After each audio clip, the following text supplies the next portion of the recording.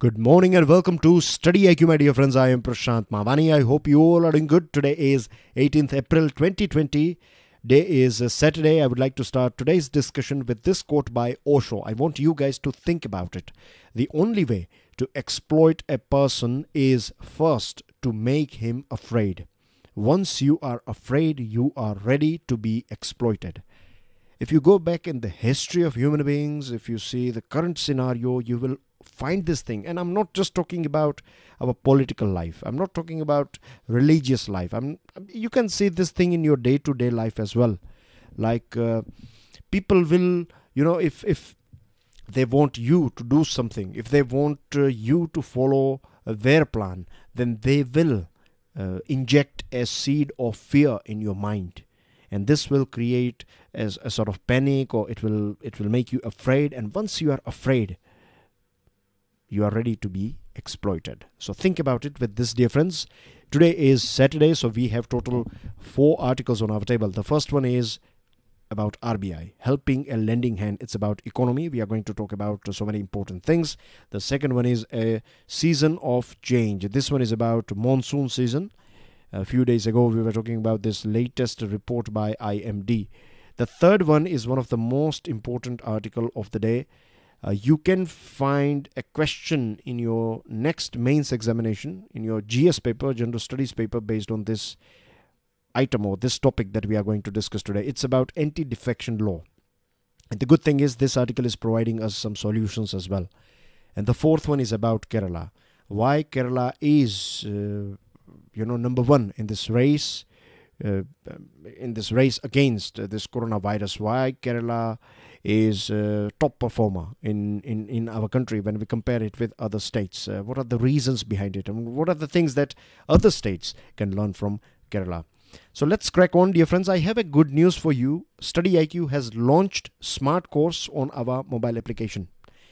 This one is for UPSC exam. It covers both prelims as well as mains examination. And to find out more about it, all you have to do is download this mobile app, StudyIQ mobile app, on your Android phone, and check out this app and check out our smart course. This will help you immensely with your UPSC exams, pre and mains both. And the good thing about it is that you have this installment option, right? You don't have to pay for the whole course in one shot. You can opt for EMI. With this, dear friends, to download the PDF of today's lecture, check out my Telegram channel. Please make sure that you share this lecture with other students. Hit the like button if you have learned something from today's discussion, and don't forget to subscribe to our YouTube channel.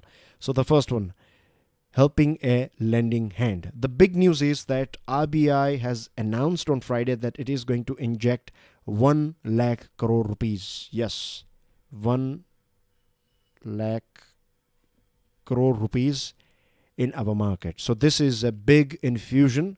It's like providing oxygen, or I would say if you see it from a human body point of view, then it's like providing blood. So what this blood or oxygen, or in fact this money will do, this money will help us, when I say us, I'm talking about our economy, I'm talking about our financial system. It will help our financial system to have that necessary liquidity. As we all know that because of this lockdown, so many businesses, they have, I think most of us have created huge amount of losses. And the things are going to, means once we are out of this lockdown, and then we will go through all this data collection process, then we will get report, and then we will get a final figure about the loss. But as far as some estimates are concerned, losses are going to be quite huge. We were talking about this thing a few days ago as well, that if you go through the reports of IMF, if you go through the reports of World Bank, if you go through the reports of ADB and other banks and other institutions, then one thing is clear. They all agree on one thing, that things are going to be very bad. In fact, IMF and other institutions have also said that thing, that we are going to face the worst recession ever. So far, the biggest one was the Great Depression of 1930s. But this one, this lockdown-led or coronavirus-led recession is going to be more severe. So liquidity is one of the most important thing, and RBI is providing it. So that's a very good point. The second thing is RBI has proposed some changes, and these changes will make life easier for banks, for NBFCs and for borrowers. I will explain one by one all this, like how this proposals will impact NBFCs, banks and borrowers. But first, I must admit this thing, and we should appreciate this thing, that RBI is constantly collecting data from grassroots level. And using this information, using this data, RBI is taking, and this is one of the main reasons why RBI is taking this sort of steps, is because it is collecting this information and using it. It is applying its wisdom and knowledge, and then it is taking decisions. So that's a very positive point. Second point, and which is quite confidence boosting point. This is coming directly from Reserve Bank of India's governor, Shaktikant Das, has said this thing, that RBI would do what it takes to support the economy and also monitor the evolving situation. This statement that RBI would do what it takes is a confidence boosting statement coming from RBI, and this will send a positive signal to all our industries and business personnel. RBI has been very generous in its liquidity maintenance measures in recent times, and particularly so after the lockdown began in March. The overarching objective now should be to keep the economy afloat, and that's what RBI is doing at present. RBI wants to make sure that our head stays out of water, right? We don't want our head or our nose to go inside the water. We want to keep our head outside the water. So, of course, it is going to create some sort of negative thing. This much injection of liquidity is not that healthy. But at present, we are not concerned about that thing. We will talk about it later on in future when things will be okay. When you are in emergency, you have to take some exceptional steps. And that's what RBI is doing. And RBI is doing nothing wrong as far as my opinion is concerned. I think RBI is going in a right direction. Now, out of this 1 lakh crore rupees, 50,000 crore rupees will be for targeted long-term repo operations. I'm sure many of you are curious about this terminology, what this TLTRO exactly means. So let me throw some more light on this thing, TLTRO. Right, I'm sure you are aware about repo rate and reverse repo rate, how it works. If not, then let me throw some quick light on this thing, right? Let's say this is RBI. This is our Apex Bank, and we have some other banks, right? For example, let's say SBI and BOB. These are the two banks in our country, and then we have an Apex Bank called RBI. So if, let's say, SBI needs money, for whatever reason, SBI wants a loan of 1 lakh rupees, let's say, then what SBI will do is SBI will go to RBI. SBI will tell RBI that we need 1 lakh rupees. RBI will say that give us something in security. So what they do give is GSECs, that is government securities. So SBI will give this paper to RBI, and RBI will give money to SBI. So this is a sort of loan. The interest rate that is charged on this loan is called a repo rate. I hope this thing is clear to you. Repo rate is basically an interest rate that is charged by RBI when it gives money to SBI or any other bank. So this is a repo rate, right? Interest rate. Reverse repo rate. What is reverse repo rate? Reverse repo rate basically means that when SBI, when RBI wants money for whatever reason, like if there is too much liquidity, if there is too much cash in the market, then RBI can order SBI that we are giving you this GSEC, and in return we want 5 lakh rupees. So what will happen is eventually this 5 lakh rupees that was there in the market will go to, the money will go to RBI, right? This cash will go towards RBI. So of course RBI is also going to charge. Now in this case, in reverse repo rate case, when RBI wants money, RBI will give GSEC to SBI or any other bank, let's say BOB. And BOB will give money, and BOB will charge an interest, right? It will also charge, it's like a loan. So this is called, the interest that this bank will charge to RBI is called a reverse repo rate. I hope this thing is clear to you as well. Now both these things, repo rate, reverse repo rate, this taking GSEC and giving money is for short term only. Remember this thing, right? It is for short term. It's not for a long term thing. It's a short term thing. If you need money for, let's say, 10 days or 15 days or 20 days, then you can go with this option. This is like you will definitely get money when you go for this option. So chances are quite high. So the most important point is the time. It is for short term.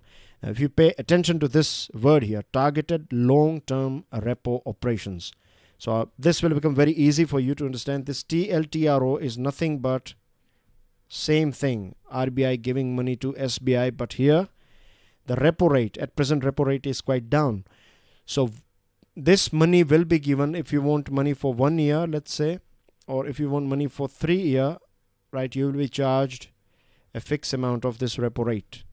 Right, you will pay 4.45 or something, 4.4, and you can take money for 1 year or for 3 years. So it's basically a loan on which interest rate is very low. It's basically repo rate. On repo rate, you are getting a loan for long term. So I hope things are clear to you. So RBI is going to provide a long-term loan. Interest rate is going to be repo rate, and the money is 50,000 crore rupees. Second important topic, second important decision is reduced reverse repo rate by another 25 basis point. So now you know what reverse repo rate is. So this has been reduced by 25 bips, and that is 3.75 at present. So how this will help? Why reducing reverse repo rate is important? It is because it will stop this lazy banking. Again, a very important terminology for you to understand. Lazy banking is, you might have heard about this thing that many times people say this thing, that if I have 10 crore rupees, then I will do nothing. What I will do is I will keep this money in my bank and I will get interest. Let's say per month I will get 5 lakh rupees from the bank as an interest. So I will just spend a very luxurious life. Out of this 5 lakh rupees, I can survive for my whole life if I'm getting 5 lakh rupees per month. And if I invest that 10 crore in business, then chances are that I will lose it or loss can take place. But if I park it in a bank and if I'm getting interest on it, then I will have a very easy life, isn't it? You might have heard about this thing many a times from your social acquaintances or maybe your friends or family members, etc. So lazy banking is a situation where banks having extra cash, they will park it in central bank if they are getting good interest. If the reverse repo rate is high, then rather than giving this money as a loan, it is better to give this money to RBI. So you know that your money will be safe and you will get a reasonable amount of interest on this thing. So to stop this thing, because at present RBI does not want this money to be with it, right? RBI wants this money to spread out, to reach to grassroots level. So for that, this sort of reverse flow of money is not good. So when you reduce interest rate, the money means bank will not go for lazy banking. So I hope this thing is clear to you as well. So we have basically talked about two important concepts now. So this is the time where banks will have to be liberal in extending help for working capital loans, for overdrafts, particularly to MSMEs, and asset classification is also on a standstill now. So NPA, means RBI will not declare anyone NPA because RBI knows this thing very well, that things are very erratic. We are in uncharted water at present, so anything can happen. And there are so many businesses, they have been regular till now, but they may miss their installments. They won't be able to pay their EMIs. So if you categorize them as non-performers, then they will not get money from others as well, and this will dent their image and their papers. So it is important, or their whole credit, their image, reputation will be destroyed, or you will see a sort of dent on it. So we don't want that. We know why they are not able to pay it, because there was a lockdown and things are a bit out of their control. So this is going to be a big relief for borrowers, right? So this is a very important thing. Now there is one more thing, WMA. I have explained the WMA a few days ago in daily financial news analysis, but let me throw some more light here. I think there may be a couple of thousands of students who are not following DFNA on regular basis. So WMA is nothing but It's a sort of facility for states, or when I say states, I'm talking about central government as well as state governments. If they need money, again, this is for short term. If they need money for short term, right, then they can go and knock the doors of these banks. And there is a limit, like how much you will get. So let's say for central government, RBI has kept a limit of 1 lakh crore rupees. And for states, it is, for all states together, it is 50,000 crore rupees. So if you want, let's say 50,000 crore rupees, let's say central government wants 50,000 crore rupees for 15 days, then it can get it. And the interest rate is going to be your repo rate, right? The basic repo rate will be charged on this loan. But if you cross 90 days, if you are not able to pay back the whole amount in 90 days, then you will be charged 2% penalty. So RBI has increased the limit to 60%. So more money will be given to, or RBI has prepared itself and banks that by this extra 60%, that money can be provided to this central government as well as state governments if they need it for on emergency basis. And rest of the money, this 50,000 crore rupees, will be given to NABARD, SIDBI, NHB.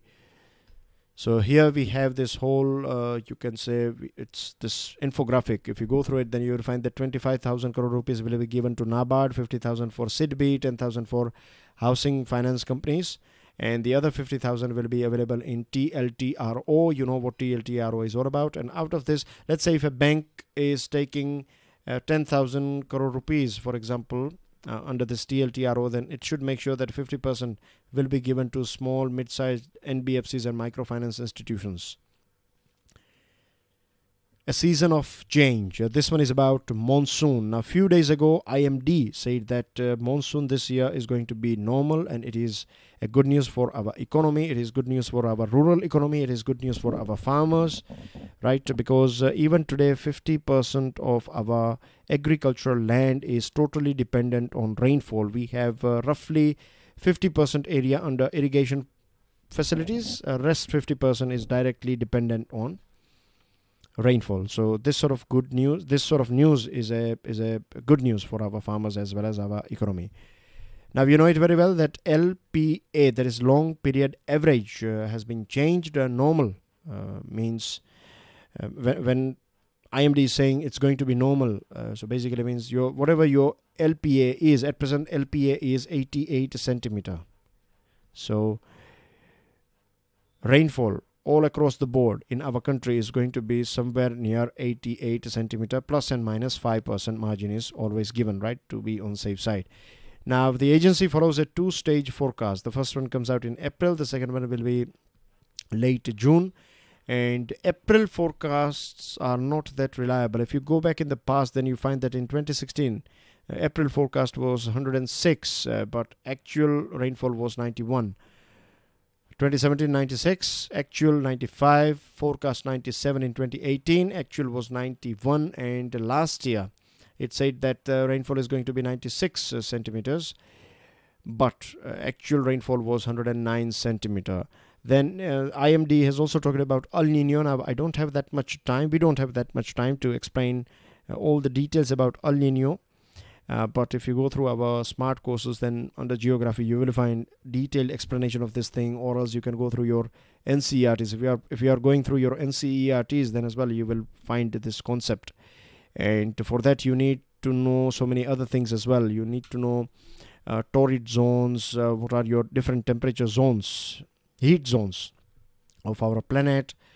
Then you need to know how air works, right? Hot air, cold air, how they function. You need a bit of not just geography but a touch of science as well. And if you go through your 6th standard, 7th standard, if step by step if you are going up, then you will reach this ocean current and other things, and then you will be able to understand this whole El Nino. It's not difficult, but if your basics are clear, if you know how, if you know revolution, rotation, you know heat, light, which area gets maximum heat and light and all these things, then this whole concept is very easy to understand. Briefly, bird's eye view.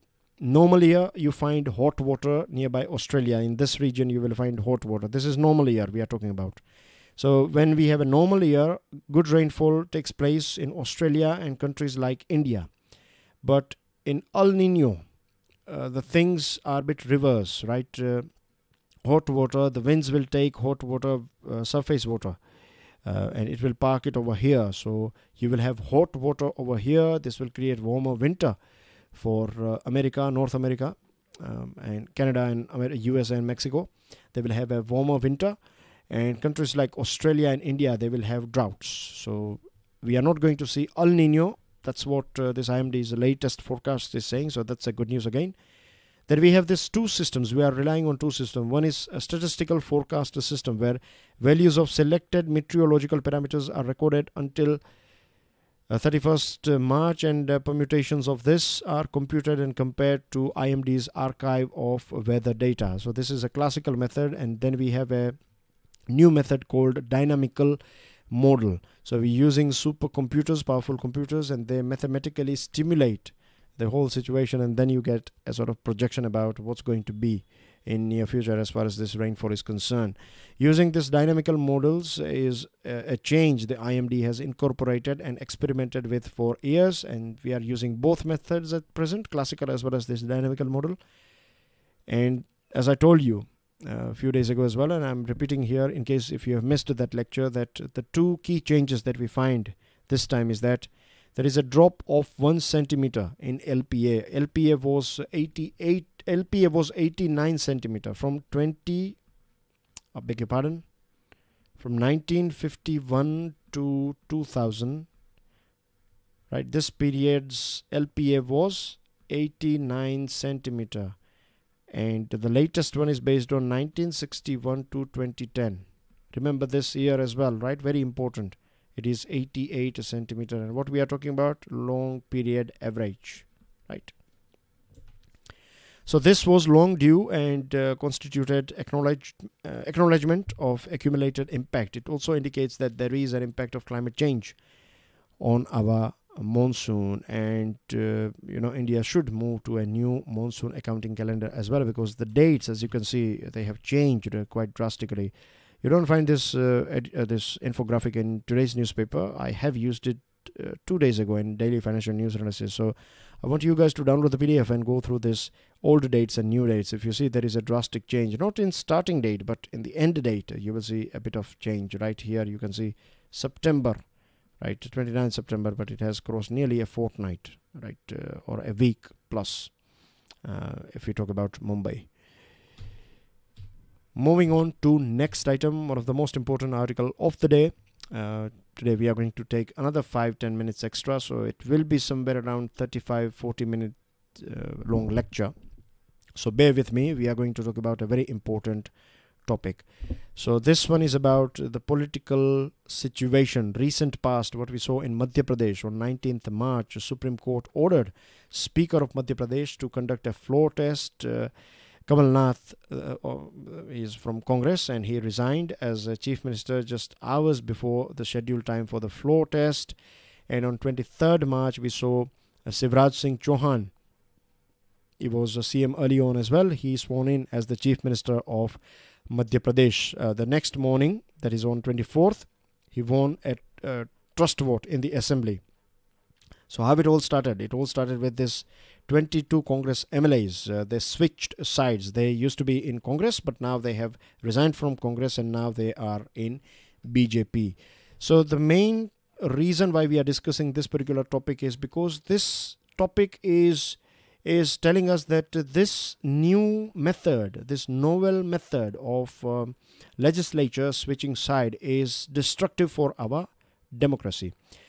So the political skullduggery in Madhya Pradesh represents a new method of bypassing the anti-defection law and toppled elected governments. What they are doing now is, what happens now, say for example, if you have a legislative assembly having 100 seats, so what they do now is, so when you have, let's say, 100 seats, right, so if you want to be in ruling, if you want to make your party or ruling party should have, right, 51 seats, isn't it? You need to have 50% plus seats to be in the ruling side. But when when 30 MLAs, let's say if 30 MLAs, they have switched sides. First they were in Congress, but now they are in BJP. So their seats will go vacant. So now the total strength of the House will be 70. Now just imagine that in this scenario, BJP was having 40 seats. So BJP was not able to form a government because it was short by 11 seats in this 100 seats scenario. But when you are removing 30, when 30 MLAs, they have switched sides, so their seats will go empty and the House strength will be 70. Total seats will be 70 now. Active seats will be 70 and you have 40 seats. So you are clearly a ruling party now, isn't it? So this is a novel method of changing the results, right? People are voting for a particular party, and I'm not in favor of Congress here. I'm not in favor of BJP here. I'm just explaining you this whole concept. So if I say BJP, so don't take it that I'm one of the member of BJP. I'm member of no political party. In the ensuing by-election, the members who resigned when then fielded as BJP candidates, most of whom have been re-elected in the case of Karnataka. In Karnataka, H.D. Kumaraswamy-led government, 17 MLAs. This was a case from last year, 2019. When 17 MLAs, they resigned from Congress and they joined BJP. So the total seat of the House went down. Then by-election took place and these people, they won. So horse trading, you know what horse trading is, buying MLAs and MPs, right? So this early on, it used to be in a retail form, one MP or one MLA switching side, but now we have a new trend of wholesale horse trading. You are buying 10 or 15 or 20 MLAs or MPs. And this is a sad thing. It betrays people's mandate. We have voted for a particular party, people of our country, people of a particular state, they have voted for Congress. In some places they have voted for BJP, in some places they have voted for XYZ party. But after this sort of play, what happens is people's mandate will stay on one side and your party games and your horse trading will decide who is going to rule that particular state. So this is a mockery of our democracy, and this is the right time that we rethink the law, the 10th schedule of the Constitution, better known as Anti-Defection Law. There are some problems with this Anti-Defection Law as well. It denies the legislature the right to take a principled position on a policy matter and reduce her to an involuntary supporter of the whims of the party bosses. Do you know this thing that we, as a country, we follow a democratic process, but you cannot go against your party. Let's say if your party is supporting a particular bill and you are not happy with that party, if you are not happy with the stand of your party, if you think that supporting a particular bill is not right for our democracy, for our country, and let's say if your party is opposing a particular bill and if you think that that particular bill is important for our country, but then you cannot do anything, right? Under this defection law, you have to go with the flow. You have to go with your party boss. If your party boss has issued a whip and if your party has told you this thing that you have to say yes to this bill and you have to say no to this bill, then you cannot change your stand. If you change, then you will be kicked out of the party. It's like you have defected the party because it is believed that you have won this election under this umbrella of or this flag of this party. So you cannot ditch, or you cannot basically defect, right? So this has destroyed free speech as well as expression. An individual MLA or MP, he or she cannot take an independent stand because of this law. The constitutionality of the 10th schedule was challenged for violating the basic structure of constitution with regard to the parliamentary democracy and free speech, but the Supreme Court in Kihoto Holohan versus Zachilhu case of 1992. In a verdict 3-2, that is 3 judges favored in this 10th schedule that things are as it is, and 2 were against it. So 3-2 verdict upheld the law while reserving the right of judicial review of the speaker's decision. So if a speaker decides on something, then that can be challenged or it will fall under judicial review. But as far as this 10th schedule is concerned, it is the Supreme Court upheld this law, like it is good as it is. But that is something that we need to change now, because the main aim of this anti-defection law was to prevent horse trading. isn't it? So that people will not go against the party. But in fact, what is happening now is this new way of horse trading has bypassed this whole thing. So is there any way out, or are there any solutions for this thing? Yes, there are two solutions. The first one is recommendation by Dinesh Goswami Committee. The scope of the binding whip should be restricted to a vote of confidence. Only when a vote of confidence is practiced, or when you need to check your floor test, right? Only then you can issue whip. Only then this whip will be binding on that individual MP or MLA. In other cases, if an MP or MLA is not happy with your party stand, then he or she can dissent. So this is a very good recommendation. Second thing is, this point covers the freedom of expression of this MPs and MLAs. The second thing is, it is best to institutionalize the Karnataka Speaker's decision. What happened in Karnataka after this whole case of this H.D. Kumaraswamy-led Congress government, when it was brought down, the Speaker of Karnataka said that, okay, defected members, they're fine, your decision is okay, but if you want to change the sides, go for it, but you won't be able to contest in this by poll. But this was this was rejected by Supreme Court, and this is the reason why this 17 MLAs, they took most of them won this by poll in Karnataka. So Karnataka Speaker's decision, I think, is right, and that's what this article is also saying, that if let's say 22 MLAs of this Congress, early on they used to be in Congress, now they are in BJP. So why they will switch sides?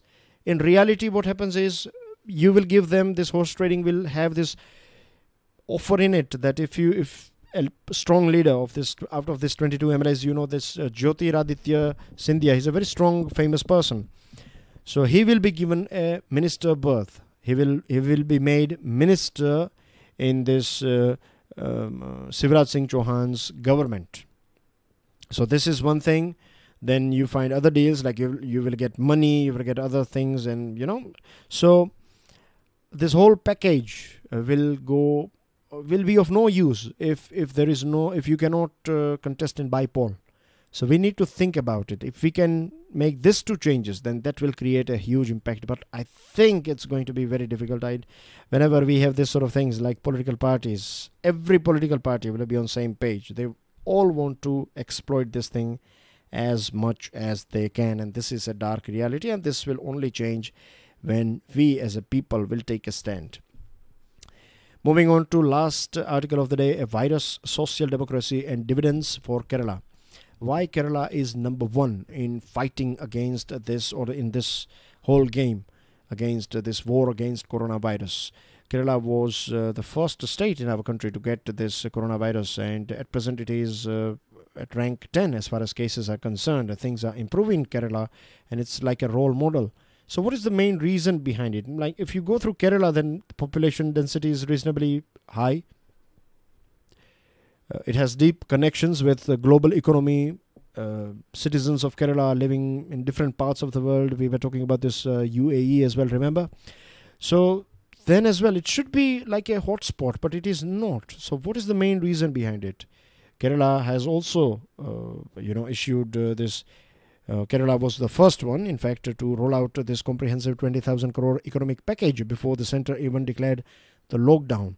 So one of the main reasons why Kerala has achieved this thing is because in Kerala, the government as well as citizens, they have a very unique relationship. And this relationship is not been developed by the current CM, right? Of course, he's doing great job, but I'm not saying his party or this current CM is the only reason why they are doing what they are doing now. No. If you have to go back to the history of Kerala, and you will find that they have this robust social democracy. They had so many movements, temple entry movement in 1930s, peasants and workers movements in 1950s and 60s, mass literacy movement in 1980s, Kerala Shastra Sahitya Parishad, KSSP led movement for people's decentralized planning in 1990s, and most recently we find the gender as well as environmental movements. So all these movements have created this consciousness in the people of Kerala, and this consciousness has has created demands, right? And these demands are being fulfilled by these political parties. They have no other option.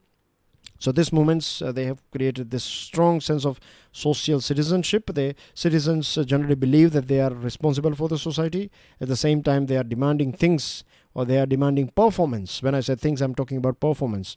Right-based welfare, hospitals, education, good quality of roads and other things from the government. And government has no option, or political parties, they have no option. They have to provide these things if they want to survive. Right, so demand side pressure is there, and all these things have created the situation where the local government is quite empowered in Kerala. Nowhere in India, local governments are as resourced and as capable as in Kerala. And all this thing is because at the very grassroots level as well, people are generally more aware compared to other countries. Beg your pardon, other states of our country. And this is the main reason why they have this broad and dense healthcare system. This is not something that has been built in just 1 or 2 years or 2 months, right? This is a slow, gradual steps were taken by various different governments. And this is the reason why today Kerala is having this broad and dense healthcare system. When government was short of people in this coronavirus fight, 2 lakh volunteers, they stepped out and they have gone door to door, identifying those at risk and those in need. And 2 decades of empowering local governments have clearly paid off. And this is the main reason why Kerala is ahead, because of this unique relationship between the state government and citizens. And this is a very important point in fight against coronavirus, that if you find a question like what is the best way to find this sort of epidemic, then make sure that you give this example, that when you have this robust relationship between your state government as well as your citizens, then this can create a huge difference. And we have this example of Kerala. News items. Post-lockdown, India's infection growth rate has slowed down, has been said by Health Ministry. Earlier on, this doubling rate was in 3 days, but now it is 6.2 days. So this is a good news for us. Wuhan admits to errors, hike toll by 50%, 1,290 deaths. They have added 1,290 deaths to the tally in the city, and this is again creating big questions as well as controversy, that the world is not believing China. The world is questioning China's handling of this whole pandemic, and it's also blaming US, and other countries are saying that China is hiding something. Salaried borrowers continue EMIs, ignore moratorium offer. So that's a good news for the bank. Like, it will not create that much of liquidity issue even if you are getting 3 months of moratorium, and if your flow of money is good, and if you can pay your installments, and if you are paying it, then that will help our whole economy. Minor forest produce in exemption list. So this will help our tribals. Minor forest produce, MFP, which includes non-timber items such as bamboo, roots, seeds, fruits, flowers and plants.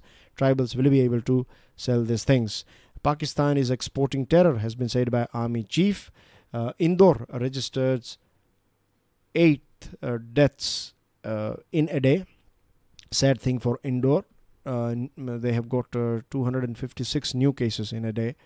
And Delhi has got 218 cases in a day. Again, a very sad thing for our urban area.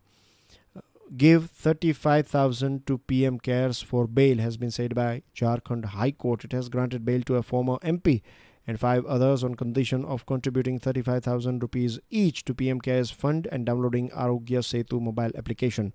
More health workers test positive in Mumbai. This is a very alarming news. Maharashtra seeks 10,000 crore rupees for 5 months. And Gujarat's death toll touches 41. 170 new cases have been registered in a single day in Gujarat, and that's a very sad news for my state of Gujarat. And that's basically everything in today's discussion. I have this question for you guys. In the longer run, India should find new drivers for its relationship with Gulf countries. At present, the predominant thing is oil and these people. So what are the things, right? Can you suggest some areas which India should explore in taking our relationship with Gulf countries to a new level?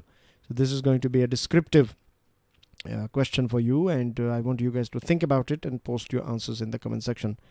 And I will see you with daily financial news analysis. Tomorrow is Sunday, so no Hindu analysis as far as Hindu analysis are concerned. Now I will directly meet you on Monday. Till then, enjoy your studies. God bless you all. Jai Hind.